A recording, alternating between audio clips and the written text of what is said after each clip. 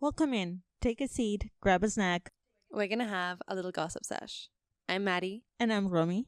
And this is Baddie Behavior. Welcome back. I'm Maddie. I'm Romy. And I'm Bombis. So we've got another special guest today. So today we're going to be talking a little bit more about Pride and just what it means to be here in Uruguay. So, Yeah. Okay. And our Pride being in September instead of June, like it is in most countries. honestly, I think that it's mostly a like North American, like US specific thing, but because they kind of saturate the media, then other, like I know in Australia they started doing it in June just so that people didn't get confused. I know that in the UK they do it in June as well. I don't know in other countries, but I'm sure they got other dates too. Yeah. But I'm not sure precisely. I think Tokyo Pride was not in June, but July or something like that. Yeah. Not sure. We kind of started doing a few things in June because we're like, well, everyone's doing stuff in June. Might as well. Yeah. We get two prides. But it's cold in June. Yeah. But we get two pride months. But you can get dressed and you can dance till you sweat out of it all, and you can get warm pretty easily. Yeah. I mean, my birthday is always in June, so I had to adapt. My birthday's in July, so. Are you Cancer? Leo. Oh, that's right. That's That's awesome, right. actually. I'm Cancer, Okay, yeah. I don't know why everyone that I met that his birthday is in July or June, all of them are Cancer. So. Well, my mom and my dad, they are both cancers. Yeah? Oh Yep. my god. That's so nice. So much cancer. Yeah. Yeah, and I'm a Cancer rising. Oh, Yeah. I got Leo in Venus, I think. Oh. Yeah, I got an app that says all the Yeah, me too. chart, and it's so We'll pull it great. up later. Yeah. Yeah. We're astrology girlies here. I got the tarot cards there. We got love it. Everything. So I guess maybe before we get into anything specifically about La Marcha, Mhm. off camera, well, we'll probably cut that part out, but we were just talking about how the last time I met you, you were in looking a little different. Do you want to Yeah. talk a little bit about doing drag here in Uruguay? Yes. Or how did that start? Did you always know you wanted to do drag? I don't have much experience relating drag here in Uruguay regarding bars or that kind of sort of stuff because I never done it. I did it once, like 10 years ago. And then I was diagnosed with epilepsy and I wasn't able to do bars or things like that. Instead, The lights and things. Yeah. Like, yeah. Instead, we made a personal project with a certain friends that is called La Bomba. That is for my drag name, Madam Labumba. And that was like my approach to drag, the place that I can do drag. We did the Rocky Horror Show, we did the Hairspray, we did High School Musical also in shadow casting. And that's like the place where I do drag. Otherwise, in my birthday, my party, that's it. I don't have much information about how he's doing drag here because I never experienced it. So you couldn't find your way doing drag in clubs because of your epilepsy. So you sort of like started this theater group. How do you find it like here in Uruguay, like the whole concept of like acting and like performing and doing stuff? How is it perceived, especially from like a queer lens? How do you feel like people see that? I think that people here have a great lens to look at queer people or alt things in general. They are pretty open-minded about certain stuff, and I don't think even the people that doesn't like it is like, oh, okay, it's their thing. I don't like it. I don't mind it very much, and they like go away. But the ones that stick with it, like it, and supportive are supportive a lot. So I am very grateful for that. We managed to create a certain group of people that all have similar interests regarding acting, regarding presentations, regarding music, arts in general. And that's pretty amazing. I think that it's something that is very important to us as Uruguayans. Is like we are pretty open-minded about everything, and that's something that I like it about here. Yeah. And I see it in other countries, like, wow, goddamn. Yeah. Sometimes you speak to people from other countries and you're like, are you okay? Yeah. I think you're okay. No. And it is pretty hard, the whole art thing, because we are so few. Because we're like 3 million and something. Yeah. And so in like selling tickets and stuff like that, that's where it gets hard. But I feel like Uruguay, even though in some ways it's very like more traditional of expecting you to like go to university, do this, do that. In between all of that, there's still like most of the people I know, maybe it's just my circle, you know, but I feel like everyone I know, even if they have a traditional job, they're also creative. Yeah. And it's something that's really important to us. And each year there are more spaces being created to not just have, you know, your normal like going out, but also newer experiences, both theater, like the Rock Horror Show. And you were mentioning to us off camera that you're doing a party now. Yeah, actually, on October 3rd, there is going to be a party. It's called La Bomba Fest. And it's in honor to the fact that we haven't done the Rocky Horror for 2 years now. And we are seeing the possibility of doing it this year. But instead of worrying about that and rehearsals and putting a show together, with a friend, Forrest Pablo, he's great. He had the idea of a Rocky Horror party. I was thinking about maybe doing a party, didn't know the theme yet, and he came with that and was like, okay, asking to the people who came to my birthday, do you want to go to this party? Do you want to spend money on this? Do you want to support this? And people were a lot of approval. So we thought, okay, this is the time. We try a lot of places, we search for them, and then we came to El Club Montevideo or something like that is called, and we love it. And was like, okay, I need this. We gotta do it, and that's it. It's gonna be a party with not alarming lights to epileptic people. They're gonna be party. Yeah. There's gonna be drag shows. There's gonna be a lot of disastrous things happening, but we love In a that. good way? Yeah, Okay. in a very good way.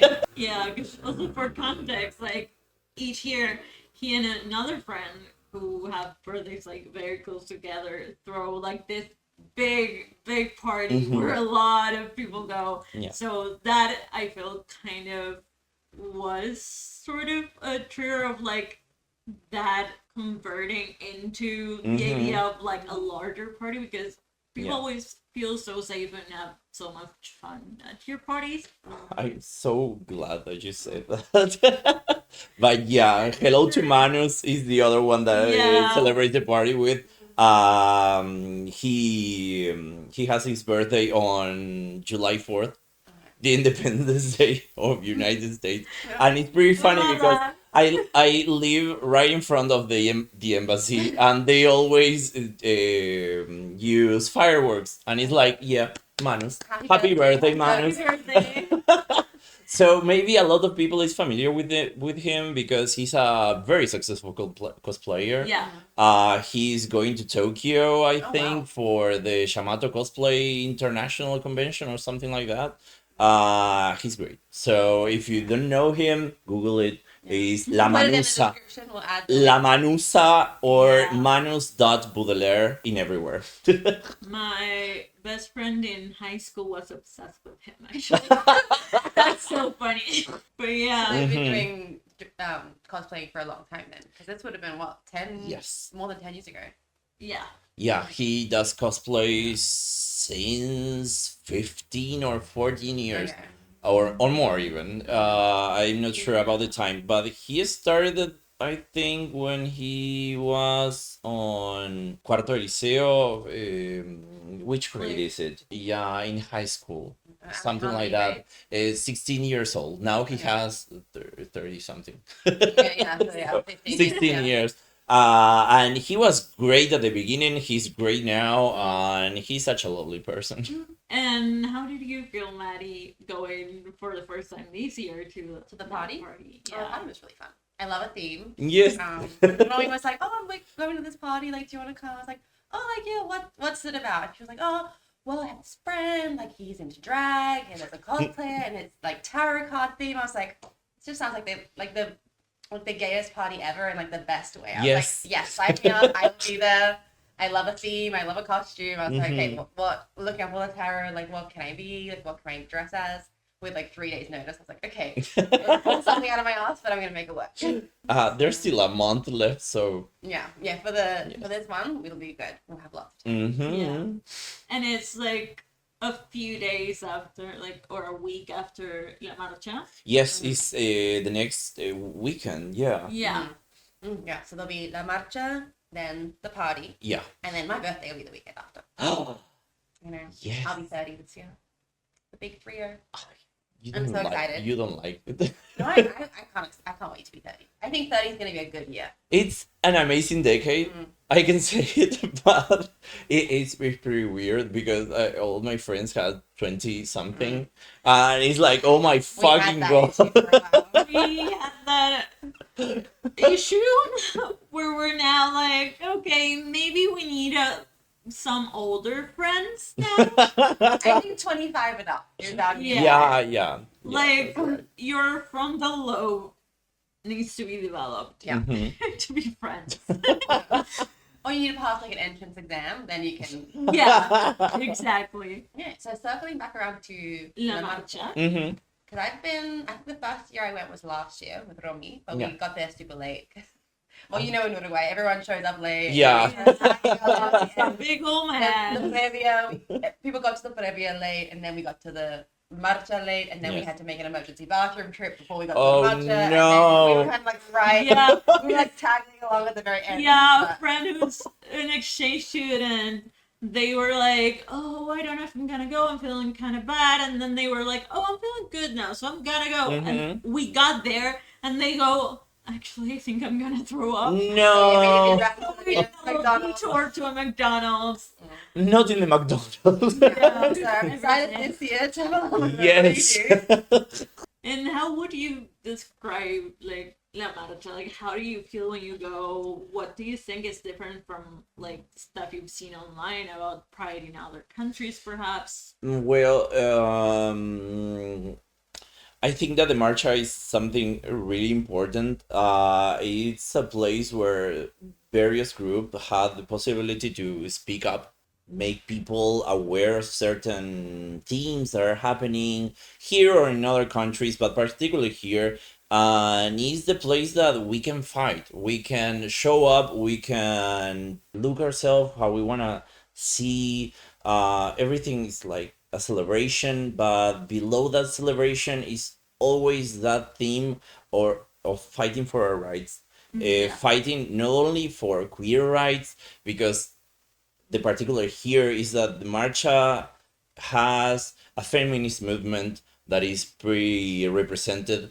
Is the La Marcha de los Desaparecidos is also a thing that has representation on the Marcha. Like all the groups had their place. Even there is skeptical people shouting things and saying that we will all burn in hell if I we usually don't have to repent. see one guy with a megaphone and no one else. Yes. It's just the same guy every year. It's very dedicated. Yes. He's very As soon as you pass by the people, the missing people, there is this guy with a long beard and a megaphone. Yeah, one guy, always the same guy. And a lot of papers saying that you're going to burn in hell if you repent. Take the paper. I don't know. All the papers are in the floor. Yeah. Another no. Yeah, another difference is that we don't call it like Pride Month, but we call it the month of diversity. Yes. So it's that's not right. only towards like queer people, but also like people with disabilities, other minorities, racially minorities, like everyone, everyone. Just everyone. Even people that are not considered a minority are welcome there. It's like a place where we can all hang out, have fun, and talk about certain issues that matter. And it's pretty great. I always go in drag. Yeah. It's the other place that I can go with drag. And the march in is so painful with the heels. Oh no, it's a long way to go. It was amazing when it was in 18 de Julio, but when he started doing it in Rondó through the Legislative Palace, it was, oh my god, why? And we have this long way down and then that long way up, and no, I mean heels. More comfortable shoes for the actual march, and then you can get in like. No, it's like the heels on the march, and when I'm finished, the shoes. Okay. And sometimes I forgot them, and I was like without shoes, without anything. Yeah. Change that, because also like usually throughout September, the 18 de Julio, which is the main avenue, all the street lights are like rainbow colored. Yeah, that's right. And like that's perfect for the march. Why are we switching it up to another street that has normal lights? Did they switch to a street that's like wider or longer? I think that is because it's wider. Avenida Libertador, that is the new street for the march, is maybe you can fit more people. It's wider, and when you finish, there is a legislative palace. That it has plenty of parks around it. It's a lot more comfortable than in the intendance. Yeah. I don't know how you say it. Intendance, The city hall. The city hall. It's a lot more comfortable than in the intendencia because there is much more space. There is a lot more people showing up a la marcha. And so I think that is the reason. Like just as like an image to be in front of where the laws are made, while demanding for your rights is like a bigger statement. That's right. That could be it also. You've talked a lot about like people maybe like fighting for their rights and like fighting for change. Can you, because as someone who's only been in Uruguay for 5 years, I arrived knowing, or like, when I arrived, it was pretty obvious to me that Uruguay is a very progressive country in all the ways that matter to me, at least, but maybe more than just the recent history. Can you think of anything in your lifetime, in your adult lifetime, that when people fought for change and you were like, oh wow, like we made progress? When Pepe Mujica got elected, in that time, I think that it was a roller coaster of everything. It was all people got supported. The abortion law got passed. The weed. A few years ago now, right? Yeah, it was 2014. No, 13. Okay. But when he got the presidency, it was like a party. All the world know about us because we have the weed law. It passed, the abortion law, and a lot of laws defending people got passed during his presidency. And I think that was the time that I felt most like with changes. Also was a time where I was a teenager and even growing up a little bit beyond that. Before that, I grew up in a very masculine, hyper masculine family that I didn't know about all of these other stuff. And when I knew Manus and Shianka, both my best friends, is what there was. That was the time when I started opening up about certain things and learning about myself.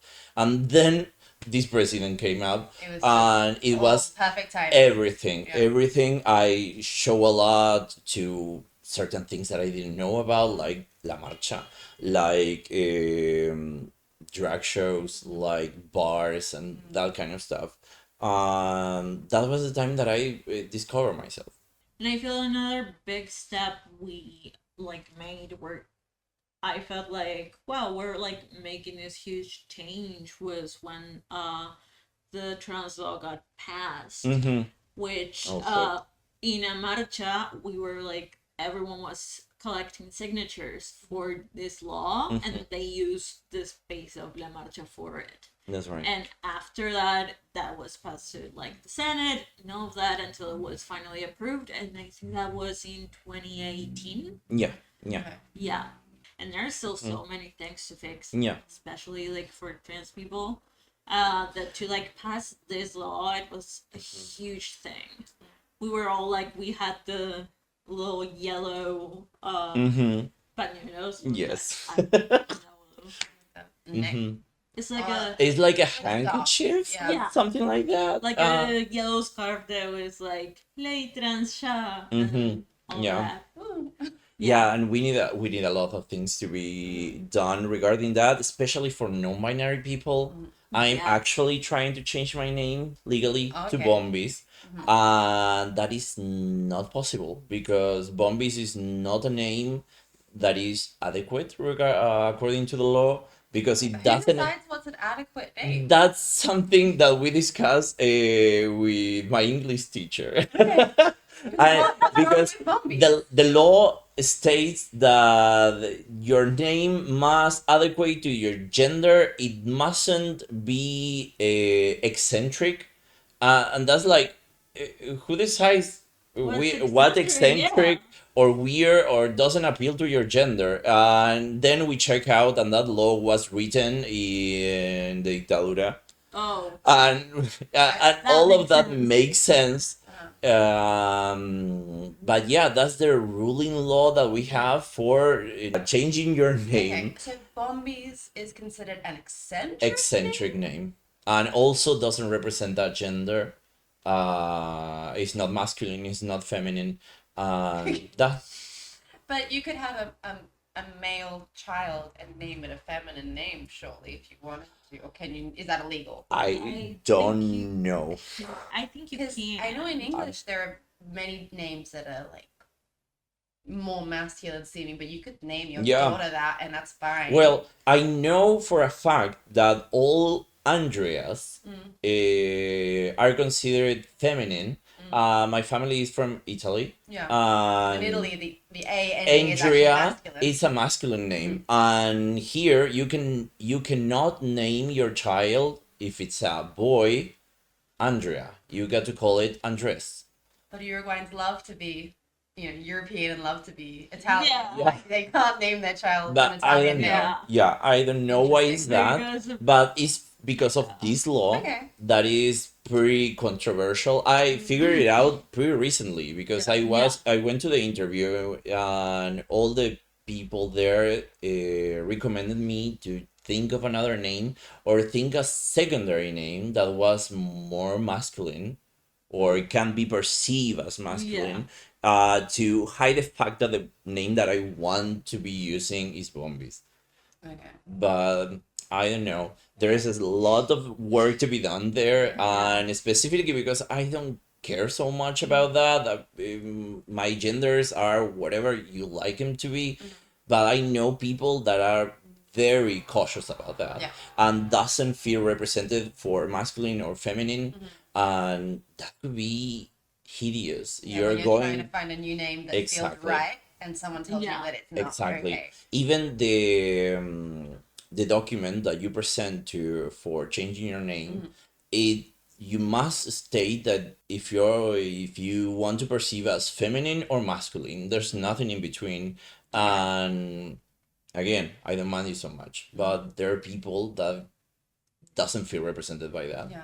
Even today, for example, at the language exchange that I've been hosting and Romi's been helping me with recently, we have someone who's from the United States, but they've been in Uruguay for a while, and every time they come, they'll write their name and then specifically put ele. Is that how you would say it? Like, instead of we'd normally put like what languages we speak, ele. And I'm just thinking like, oh wow, that must be so complicated, because obviously it's come up enough times that they've felt the need to put it quite clearly. Yes. These are my pronouns. I don't want to, for anyone who maybe doesn't know this, in Spanish, gender neutral pronouns is a little bit harder maybe than it is in English, just because going they, them. Did not exist before, really. It's like a new thing. Language it's a new thing that we're trying to implement, and there's a lot of pushback being like, that's not real Spanish. Well, language changes. Language evolves. I don't. There was a Sure, I don't know in which year he wrote, but he said that the language is arbitrary and changes. We gave the signification to the things with words that we invented, and his period is in changing every moment. So I don't know why it's such a big deal. I mean, if you don't want to use it, at least recognize there are people that feel abandoned about the language, especially because we have this costume of using masculine for everything. When you want to include everyone, you use masculine. You use todos, nor todas, because if you use todas, which is feminine, the boys, it's like offensive to the exactly. It's like, oh no, your masculinity is so fragile. Like, you are so embarrassed because you. A group of girls and there's one boy. You have to say todos. That poor boy won't feel sad. Exactly. That's one thing I don't like about Spanish. Like, I understand the concept, but I hate gendered. Yes. That's all. All the romantic languages are like this. I think that there is a progressive people that are beginning to use. Okay, I'm not with inclusive language, but I can use todos and todas. It's like I'm going to refer to both masculine and feminine because I understand that people, especially women, are feeling invisibilized because all the times that you say todos, you are not recognizing a lot of women that are there. That's one thing, and it's pretty complicated with neutral because we don't have that. We're trying to push for it. But a lot of people just don't want to. One step at a time. Every time that's the thing. When we start an English episode, it's like, oh, welcome. It's easy. No gender. But in Spanish, it's like, oh, bienvenido, bienvenida, bienvenide. Bienvenide. You're trying to just include everyone. But most people would just be like, oh, bienvenido. Move on. Like, it's not. And it doesn't, to some people, and to me personally, it's not a big deal. But I can acknowledge that to other people, it would. Yes. It is more of a deal, and it weighs heavier on them, and it is more important. And I think, why not just, if it's a small change like that, like, why not try to make it? If it doesn't really impact my day-to-day life, like, why not try to be nice? I don't know. The only person that I know that don't like the inclusive language are my parents. My parents, the same argument that you said is like, why you want to change the language? It already works. I use feminine and masculine. That's it. I don't know. I mean, it's so complicated for you to say todes instead of todas or todos. It's one letter. It's one letter. That's right. I don't know. It's pretty. Yeah. Older people in general don't like change. Yeah, that's right. Much. I mean, that's every country, unfortunately. Yeah. I do think here it's mostly better. But even though we have more older people.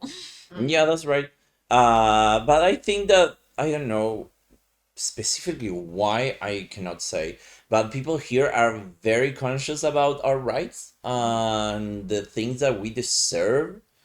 So it's a very progressive country just because of that. People are like, I don't know, he's minding his own business. It doesn't hurt me. Why I wouldn't support it? Yeah. Specifically in Montevideo, because other departments is a different situation. Are you from Canelones. Montevideo? Yeah, Okay. I'm from Montevideo.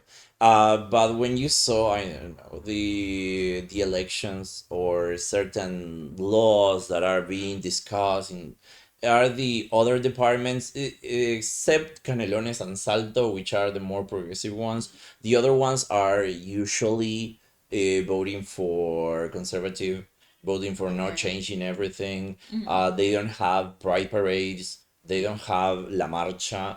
They're not all of them. Some of them do, but not all of them. And that's other thing that we need to focus on, because there is this centrist in Montevideo that everything is here, all the work is here, all the people is here, and if you're in other departments, the options are very limited, the education is very limited, and that's other thing that is not so positive about here. But because we need half to do the something. country's here, so Yes. they But start they're here putting because they everything have to be here. here. Yeah. But then, it just It's a creates never-ending cycle. a cycle Mhm. where, like, okay, everyone's here, but it's because everything is here. Yeah. So people come here, Mhm. so they keep putting things here, and it's the smallest department of all. Yeah. Like, I it did makes see, no sense. a couple of years ago, back when the pandemic was happening, a Mhm. lot of people moved to, I mean, this isn't that much of a difference, but moving to Punta del Este, for example, or Yes. Maldonado in general, Yeah. because they could suddenly work remotely, and they were like, why not live by the nicer beach, you know? Yeah. I'll move down Of the course. coast. But I think now things have kind of gone back a little the Mhm. way they Yeah. were, and if you want to live somewhere and have a good job, Mhm. not all of them allow you to work remotely, and Yes. so the jobs are here. Unless you have a good company that doesn't care where you work from and will let you work from home, then you can live Mhm. anywhere. But even if you Yeah. live in, like, I live in Canelones in Ciudad de la Costa, so it's fine, like, it's not that far away. Yeah. But even there, like, if I want to see my friends, if I want to go do things, if I want to go to the movies, like, It's the here. movies are all in Spanish. Like, I can see the movies, but they're all going to be dubbed, and I Oh don't want yeah, to watch them dubbed that's because I speak English. So yeah. then I'm Also, there was, I don't know why, this year or last year Yeah. they dubbed all the movies. I don't know why. I wanted to there are a go. couple cinemas here in Montevideo that will do them normal, but Yes. not all of them. Yes, I think they change it a little bit because they specifically There used to for be a horror lot- movies. Yeah, there used to be a lot of subtitle options, and now there's Mhm. like one or One. two, and it's like All a dubbed. 10. Yes, Yeah. that's and then right. you go Yeah. to Portones, Punta Garetas, and then Montevideo Shopping. They offer subs still, Yes. but nothing near me, because near me, the closest would be at Costa Urbana, and all the movies always are dubbed. Oh So I'm like, God. it's fine every now and then, but you know, it just seems silly for me, an English speaker, to watch an Yes. English film dubbed in Spanish. Unless I'm trying to watch it for learning purposes, but you know. Yeah, I don't know why they did that. Last year I went very little to the cinemas because of that. I didn't want to watch a movie which was originally in English Yeah, in with actors Spanish. that you like, and then it's a different voice. Yes, it's like, Yeah. I mean, I understand that it's important the movies to be dubbed, For people who especially don't speak, of course. specifically here, but you need to do some. Subtitle versions. Yes. Yeah. Some kind of I don't know. language, like- There is 3 functions in the day. You can do 1 or 2 subtitles and Yeah. 1 dubbed. I don't know what is the problem, but yet again, the US is in a very delicate place. Yeah. Hollywood is having his problems with all the writer stuffs and that. And I don't know if that has anything to do with it, but I think it has. Yeah, speaking of, like, there's just been this huge wave lately of, like, immigrants coming from the States specifically, because we usually have always had immigrants coming, but from, like, Venezuela, Cuba, usually, like, places in Latin America, and now we're beginning to have, like, this huge wave of Americans that are, like, escaping, basically. And I do wonder if we notice it more because I mean, I'm constantly around spaces specifically designed for foreigners or people, you know, regarding language learning. But I swear every single week there's a new couple or a new person or a new family, and whenever they say, "Oh, you know, I'm from the US," like, but I moved here to live, I'm like, I'm just not even gonna ask you why. I'm gonna assume the reason, and let's not bring up a sore subject right now. If you're gonna leave there and come here, you know, at this point in 2025, I'm assuming it's because you disagree Yes. with what's happening back in your own country, and you can tell on their faces. That Yeah. like, especially if they look in any way or act, you know, in a way that I'd be like, oh, you know, I can tell that you're, you know, a part of a community that your president does not like. No. And I'm like, let's welcome in, come in, take a seat. Let's get you to know some new people and feel comfortable, because I couldn't live there. No. No, I'm like boycotting it. Yeah. I don't want to go there. I love the US, but Not right now. I cannot go. I cannot go under any circumstances. And yeah, because we are very involved in all of these activities with language exchange and with meets, and we've been around this year a lot of every people from every country, so we notice it a lot. But as someone who doesn't frequent those places as much, have you noticed a difference in how often you see immigrants from other countries? A lot. I mean, I lived always in Parque Rodó, here in Montevideo, and back then it was all Uruguayans, all white people mostly, with certain people of color in certain barrios, but now there is a mix of people that is pretty interesting. There is a lot of people from Venezuela, from Cuba, from República Dominicana. There's people from Africa also that they feel safe here. It's a pretty easy country to move in. I know that you don't need much documentation to came here and get your ID.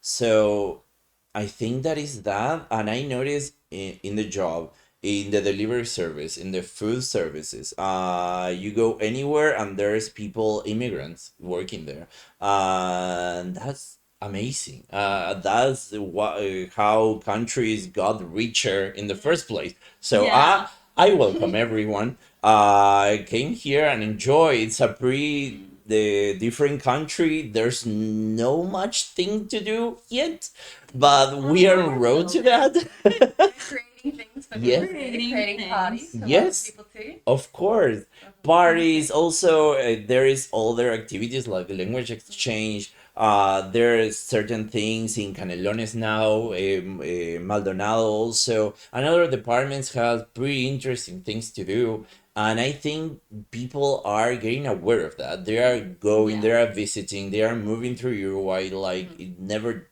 happened before. So that's amazing, and it's new people. So yeah, because also we have a pretty low birth rate.